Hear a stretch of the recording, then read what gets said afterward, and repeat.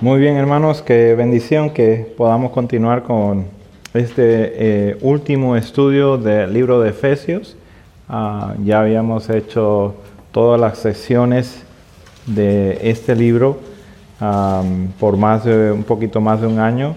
Hoy vamos a hacer en una forma de resumen muy alta, pero tratando de traer unas aplicaciones muy importantes a nuestra vida. Hemos titulado la serie completa por todo este año, Viviendo para la Gloria de Dios. Y hoy vamos a contestar la pregunta, ¿cómo vivir para la gloria de Dios? De acuerdo al libro de Efesios, ¿cómo vivimos para la gloria de Dios? Y aquí vamos a ver diferentes puntos. Ustedes tienen en sus notas para que vayan siguiendo y tomando sus propias notas lo que vamos a hablar. Sea para la gloria de nuestro Señor Jesús. En primer lugar, es muy necesario para contestar esa pregunta que nosotros conozcamos el Evangelio. Nadie en este mundo va a vivir para la gloria de Dios, al menos que conozca el Evangelio, al menos que haya sido cautivado, atrapado, conectado por la vida de Jesús que emerge, que emana por medio del Evangelio. Entonces, punto número 1, y es el punto de partida para toda persona. Toda persona que no conoce el Evangelio está bajo la ira de Dios.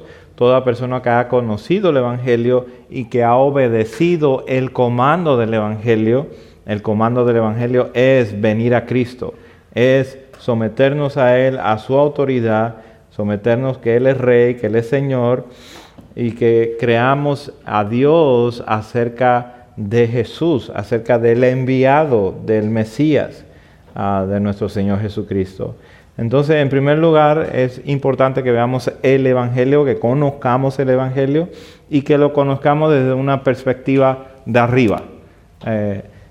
Con eso me refiero desde el cielo, desde un punto de vista que está fuera de nosotros mismos.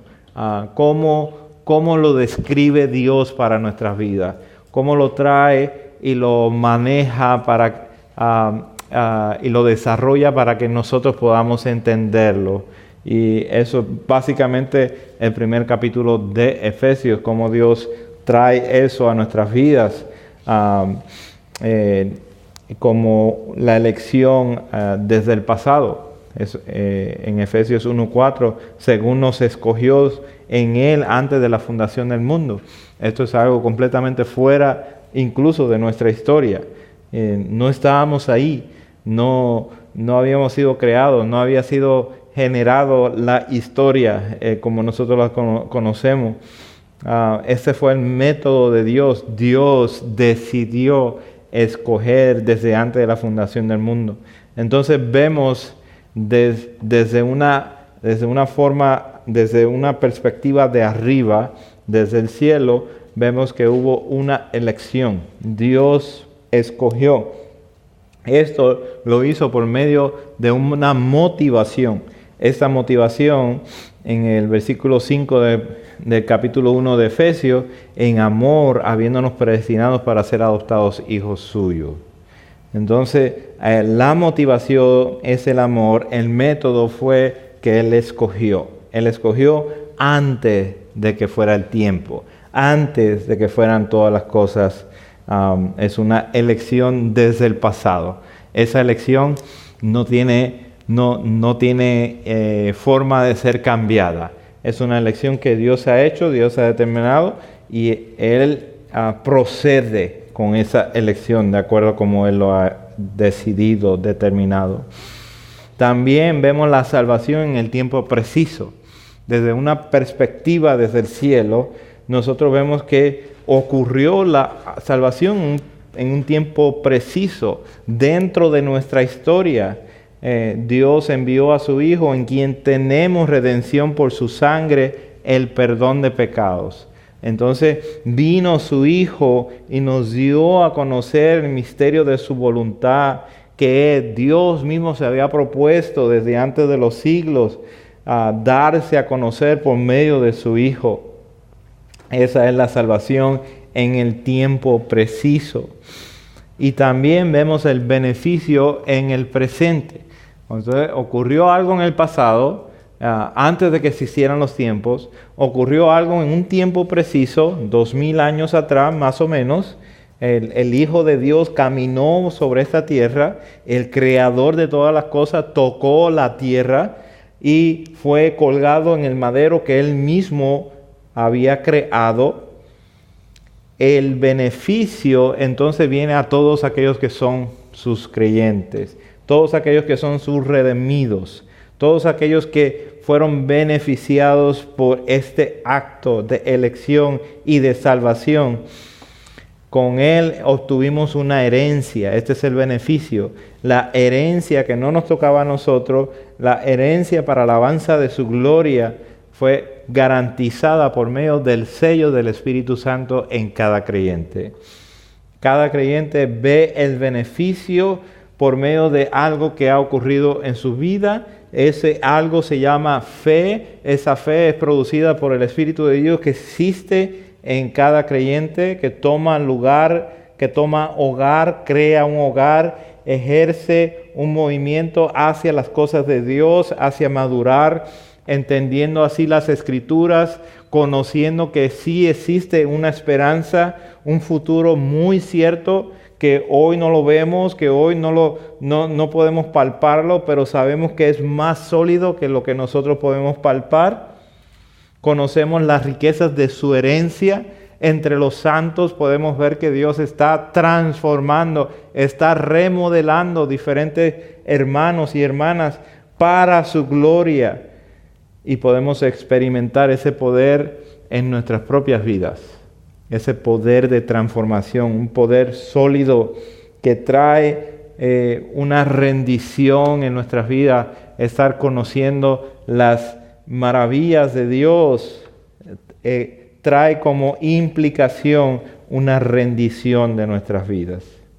Segundo, aparte de conocer el Evangelio de una forma desde arriba, lo empezamos a conocer de una forma desde abajo, desde el punto de vista de la tierra.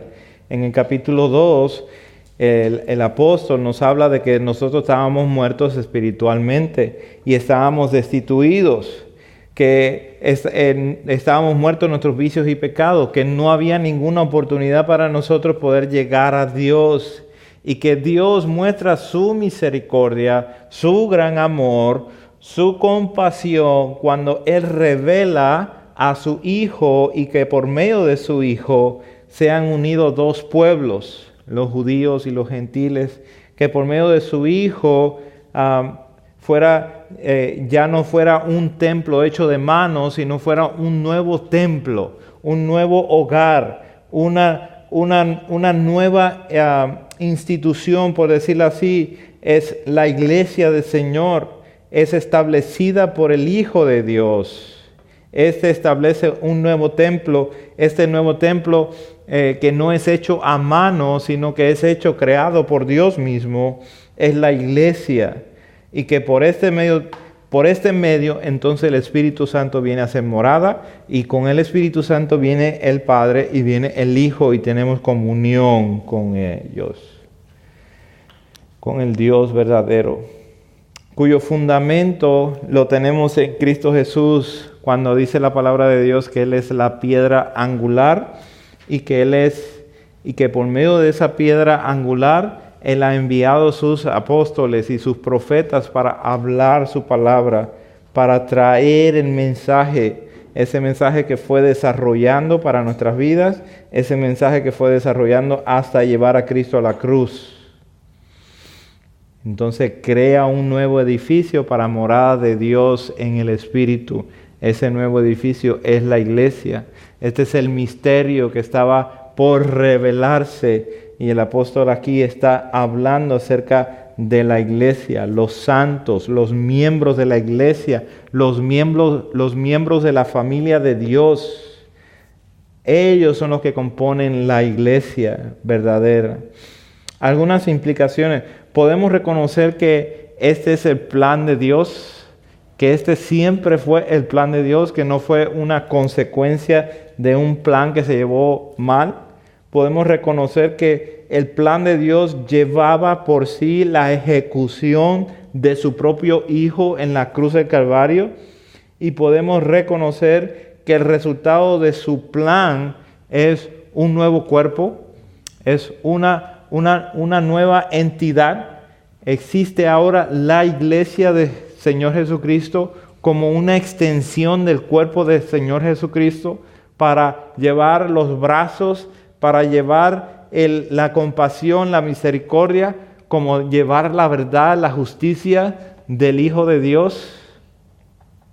Podemos reconocer eso.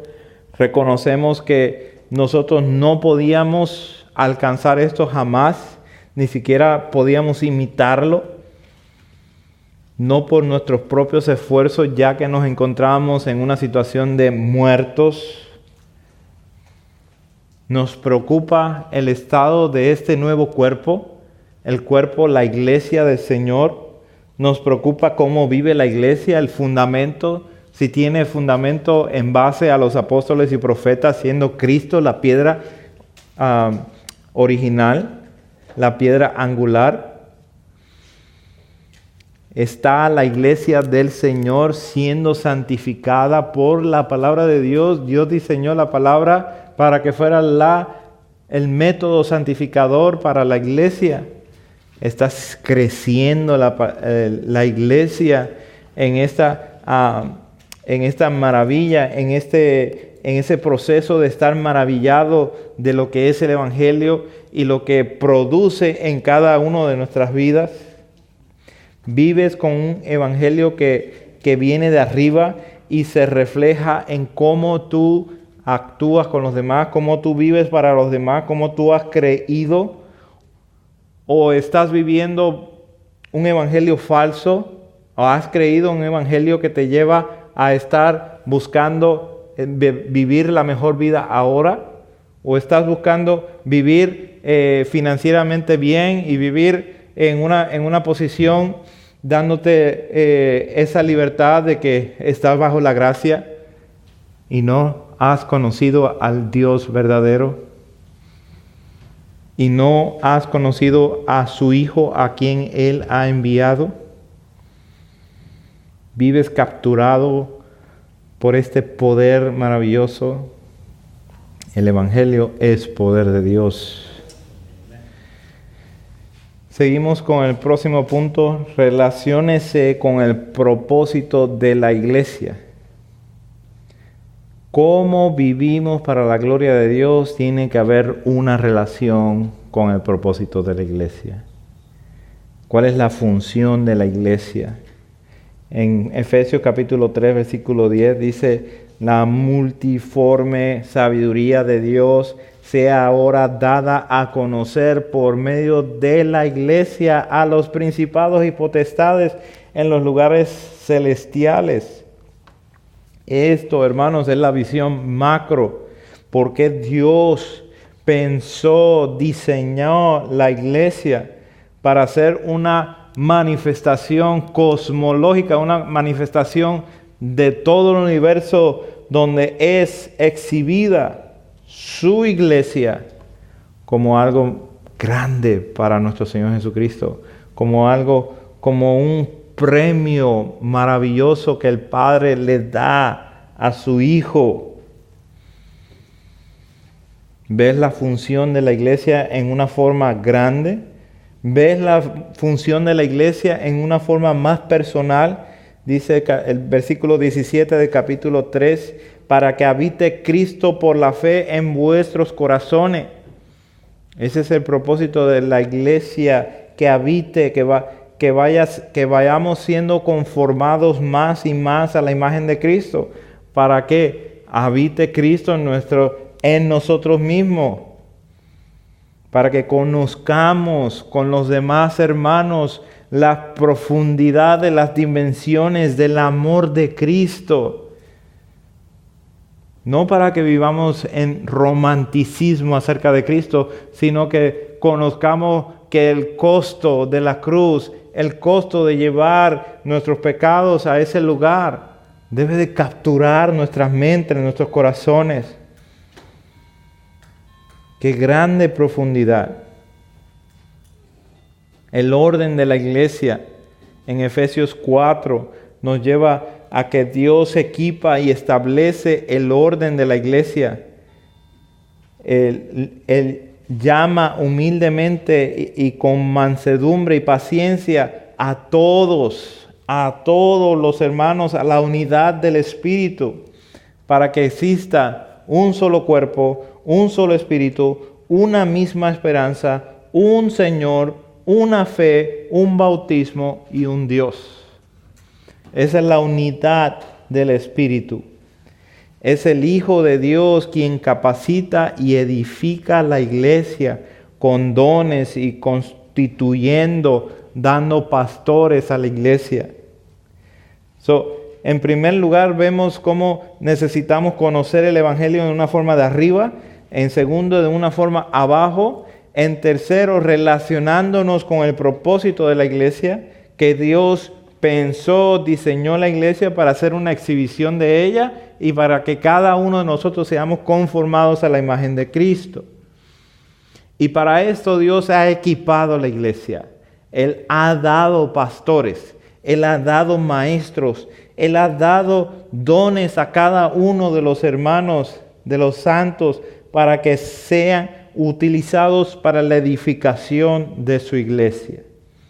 Y el fin de la iglesia, el versículo 13 del capítulo 4, hasta que todos lleguemos a la unidad de la fe. Ese es el fin de la iglesia, a la unidad de la fe y del conocimiento del Hijo de Dios, a un varón perfecto, a la medida de la estatura de la plenitud de Cristo. Este es el fin de la iglesia.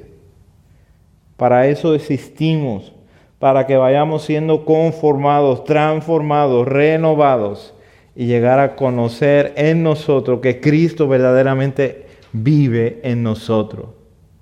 ¿Cómo es el cuerpo que no es edificado? Nos enseña Pablo en esta misma sección, capítulo 4, versículo 14, para que no seamos niños fluctuantes, llevados por doquiera de todo viento de doctrina, por estratagema de hombres que para engañar emplean con astucia artimañas del error, sino que seamos edificados según la verdad, según la doctrina del Señor, que seamos edificados. Y seguimos algunas aplicaciones acerca de esto. ¿Qué debe de ocurrir con cada creyente que conoce la teología? ¿Qué debe de ocurrir con cada creyente que se relaciona con el propósito de la iglesia? Conoce el Evangelio, conoce la teología del Evangelio y se relaciona con la iglesia. Dice que ya no anda como los demás gentiles, sino que se despoja del viejo hombre. Hay algo que tiene que ocurrir, una separación. Hay un medio de convencimiento. El Espíritu Santo viene a convencernos de pecado y viene a llevarnos a despojarnos de las mentiras, de los enojos, de estarnos justificando o autojustificando, de hurtar, de contristar al Espíritu, de amargarnos o enojarnos o airarnos o estar en griterías o en malicia. Todas esas cosas Dios ha diseñado la iglesia del Señor para que nosotros vayamos creciendo a la medida del varón perfecto, y a medida que vamos creciendo vamos dejando todas esas cosas hacia un lado como producto de esa nueva vida que está en nosotros. Y a la vez somos renovados en el Espíritu. Somos renovados en nuestra mente por el Espíritu de Dios, siendo que antes estabas en la oscuridad, ahora estás bajo luz. Antes vivíamos ignorando la verdad de Dios, ahora vamos conociendo sabiduría y conociendo lo que es sobriedad, lo que es mantener una mente sobria, con diligencia, entendiendo la voluntad del Señor, llenos del Espíritu, sometiéndonos los unos a los otros. Mucho de esto lo estuvimos cubriendo en las diferentes secciones que estuvimos estudiando, pero qué tan enriquecedor es poder apreciar los tesoros de Dios por medio de la llenura del Espíritu, poder reconocer que el gozo verdadero proviene de estar lleno de la voluntad de Dios, de alinear nuestra voluntad con la voluntad de Dios, de tener un profundo entendimiento y una satisfacción interna, saber que Dios lo que ha hecho ha sido maravilloso, ha sido grande, y poder alinear esa voluntad, mi voluntad, con la voluntad de Él. Ser entendidos de cuál sea la voluntad de Dios. ¿Cómo logramos eso? Cuando nosotros estamos llenos de la palabra de Dios, estamos aceptando la voluntad de Dios, estamos aceptando su palabra. Esa debe ser nuestra adoración, acentuada por el gozo, acentuada por el crecer en el conocimiento, en la experiencia con el Dios verdadero, de hacerlo con los hermanos cada domingo, que sea nuestro propósito, con himnos y cánticos espirituales, y brotar de nuestros corazones algo que no sea fingido, que nuestra forma de llegar a la casa de donde nos reunimos sea con corazones no fingidos, sino que seamos intencionales en buscar la edificación con los hermanos. El creyente lleno del Espíritu anticipa la reunión con los demás hermanos, ya sea la reunión del domingo, que debe ser primordial para nuestras vidas, en el sentido de poder reunirnos para la gloria del Señor, entendiendo que así fueron los hermanos en el principio, reuniéndose cada domingo. Nuestro Señor Jesucristo resucitó un domingo y apareció en ese domingo a los hermanos, a Pedro y a los apóstoles, y luego otro domingo volvió a aparecer, y así sucesivamente se fueron dando las cosas para que el domingo fuera separado, fuera santificado para este propósito, y que nosotros podamos con los demás hermanos buscar ese momento de congregarnos, ese momento de rendirnos delante del Señor y reconocer: verdaderamente soy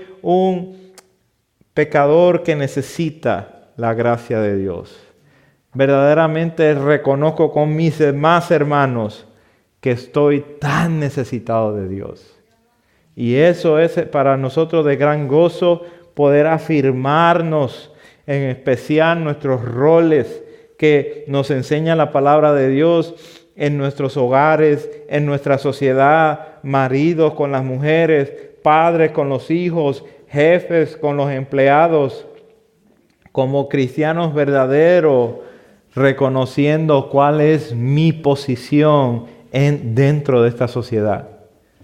Si Dios verdaderamente me ha salvado, si Dios verdaderamente ha quebrantado a su Hijo Jesucristo en la cruz del Calvario por usted y por mí, la posición que me toca a mí en esta tierra, el rol que me toca a mí llevar en esta tierra, debe de ser rígidamente capturada por el Evangelio, por lo que Dios hizo en la cruz del Calvario con Cristo Jesús.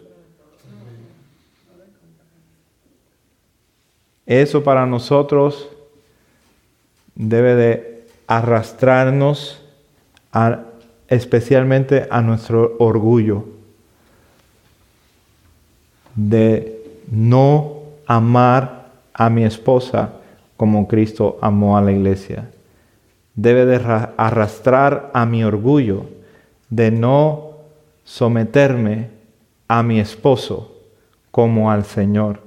Debe de arrastrar mi orgullo de, como hijo, no honrar a mi padre. Debe de arrastrar a mi orgullo de, como padre, estar llevando a mi hijo a ponerse difícil conmigo. Esto debe arrastrar mi orgullo de cómo yo trabajo, de cómo me relaciono con mis compañeros de trabajo. Debe de arrastrar mi orgullo y ponerme en una posición. Dios me trajo hasta aquí. Él es soberano sobre todas las cosas. Él va a hacer por medio de mí, porque me ha llamado a mí para predicar estas buenas nuevas. Y aquí donde me encuentro y en donde quiera que me encuentre, en donde sea que me encuentre, Dios me ha puesto ahí para ser luz y ser sal y llevar las buenas nuevas de salvación a aquellos que no le conocen. Y con aquellos que sí le conocen, animarlos a las buenas obras, animarlos a que estén endulzados con la palabra que es más dulce que la miel, para que estén deleitándose cada día y cada noche en las maravillas de su palabra. Como cristianos verdaderos, debemos de reconocer que tenemos una batalla muy grande. Nuestra batalla no es contra carne ni sangre. Nuestra batalla es contra huéspedes, es contra principados y potestades y gobernadores de las tinieblas. Y para nosotros poder batallar, no podemos hacerlo con nuestra propia fuerza. No podemos hacerlo con nuestras propias defensas. Necesitamos la armadura que provee Dios para nuestras vidas. Vestidos con esta armadura. Después de que nosotros hemos despojado de las cosas que estaba viciado en nuestro cuerpo, nuestra carne.